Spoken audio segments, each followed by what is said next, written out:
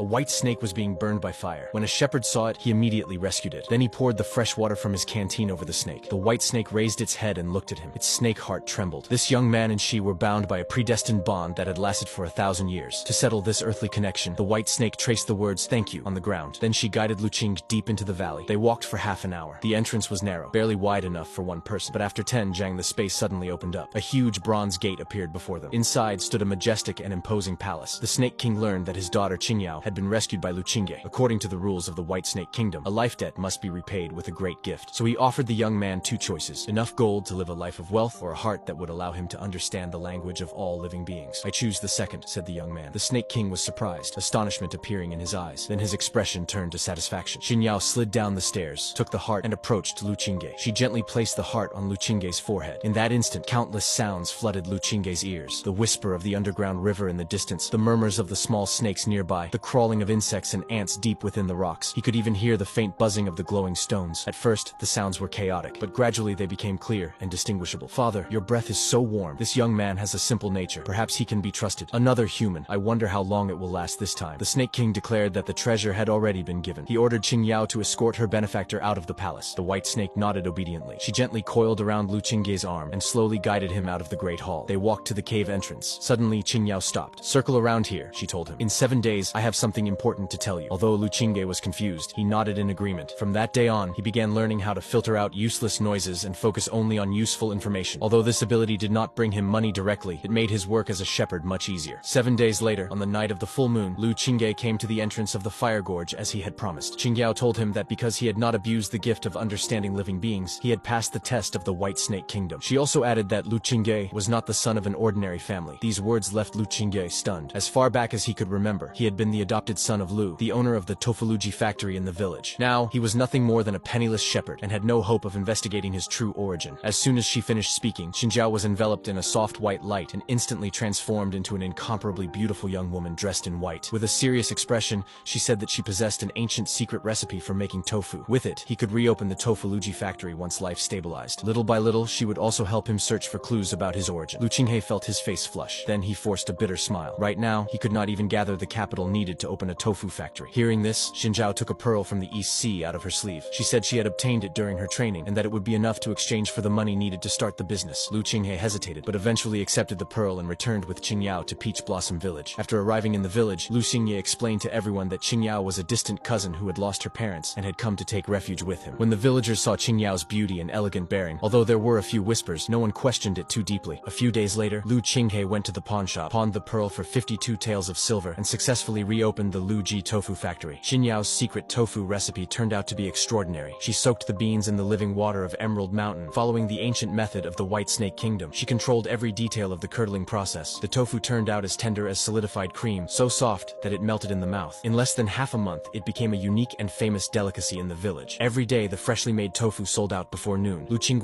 managed the business better and better, and their lives became more comfortable day by day. Best of all, Qingyao also understood medicine. She knew 100 herbs and secretly used the healing techniques of the White Snake Kingdom to treat the villagers for free. Soon, she earned the title of the Little Doctor of the Lu family. On that particular day, Chen Zixuan, the son of the richest man in the village, Chen Yuanwei, came again to the Luji tofu factory. This young Chen, 20 years old, was a renowned scholar in the county and was preparing to travel to the capital to take the imperial examinations. From the first time he saw Qingyao, he became captivated by her as if she were a goddess. From then on, he came to the tofu factory every day, sometimes with the excuse of buying tofu, sometimes claiming to feel unwell, sometimes seeking medical consultation. In truth, he only wanted an opportunity to speak with Qingyao. Qingyao merely smiled faintly and said directly that his pulse was steady and showed no signs of illness. She calmly rejected his deliberate advances. Although Chen Zixuan received a polite rejection, he was not discouraged at all. Instead, he turned to Luqing, who was standing nearby. Pretending to offer advice, he said that since Luqing read books, why not try to obtain an official title to bring honor to his family? Luqing shook his head and excused himself, saying he had no great ambitions and only wished to live peacefully. Chen Zixuan's eyes flashed with a hint of disdain, but he maintained a friendly smile on his face. He even praised Luqing for his simplicity and detachment, saying it was admirable. Taking the opportunity, he mentioned his father's birthday banquet in 3 days and warmly invited Luqing